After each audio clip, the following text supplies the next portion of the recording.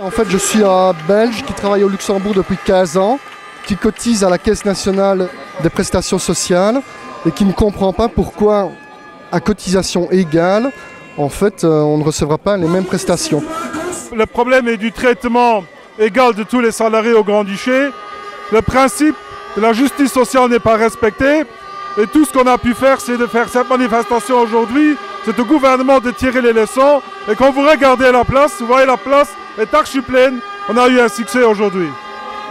Il y a une forte mobilisation et je crois que dans les temps actuels, c'est nécessaire que les salariés se mobilisent parce que c'est un problème qui a été soulevé aujourd'hui, une discrimination, mais il y aura d'autres problèmes qui suivront par après avec le paquet fiscal qui a été déposé à la Chambre.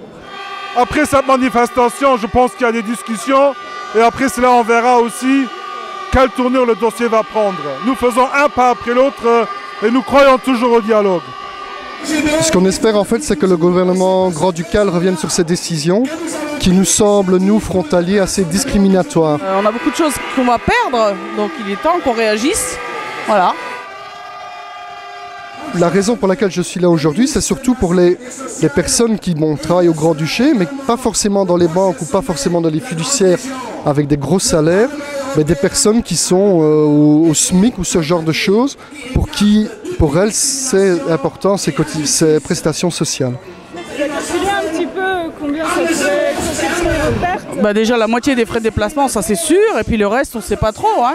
Mais bon, je pense que ça va nous faire entre 250 et 300 euros par mois, hein, sur un salaire moyen, c'est sûr. À ce que sache, les luxembourgeois qui travaillent en Belgique ou en France ont les mêmes droits que les travailleurs du pays.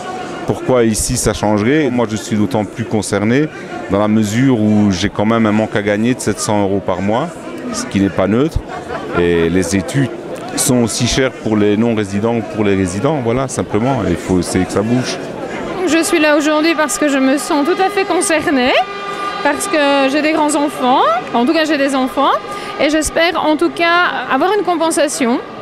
Si ce n'est pas remettre les allocations aux enfants de 18 ans, c'est avoir une compensation, peu importe de quelle forme. Mais il n'y a pas de raison qu'on ne soit pas au même niveau que les résidents, tout simplement. Nous sommes d'avis qu'il y a possibilité de faire de sorte qu'il n'y a pas seulement une compensation pour les résidents, mais également une compensation pour les frontaliers. Et c'est ça le but, de ne pas faire une différence, de ne pas faire de sorte qu'il y a 30 millions qui sont épargnés sur le dos des frontaliers qui payent leurs impôts ici. Nous trouvons cela fondamentalement injuste et nous sommes aussi d'avis que ça fait une division entre les salariés du pays.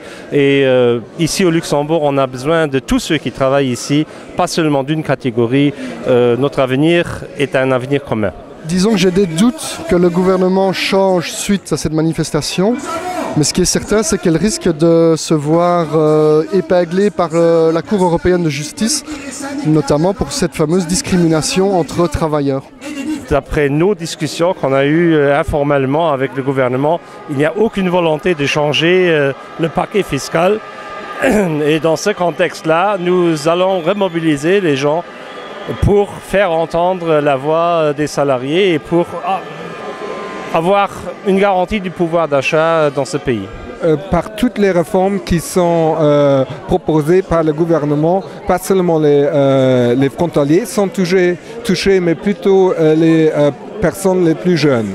On peut dire qu'ici au Luxembourg, on vit dans une gérontocratie, c'est-à-dire une certaine génération plus âgée prennent des décisions et la plupart des personnes ici, des jeunes, parce qu'aussi les jeunes luxembourgeois n'ont pratiquement plus de chance ici, ils doivent aussi s'établir à l'étranger.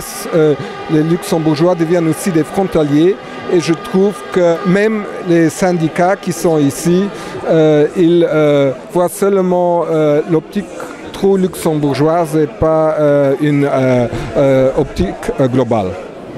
J'espère que M. Juncker ne prend pas trop les habitudes de ses collègues français et autres, mais qu'il revient à une approche comme on l'a connue toujours au Luxembourg, que aussi des politiciens peuvent admettre qu'ils n'ont peut-être pas eu raison et qu'il faut remédier à des choses et revoir des textes qui ont été votés.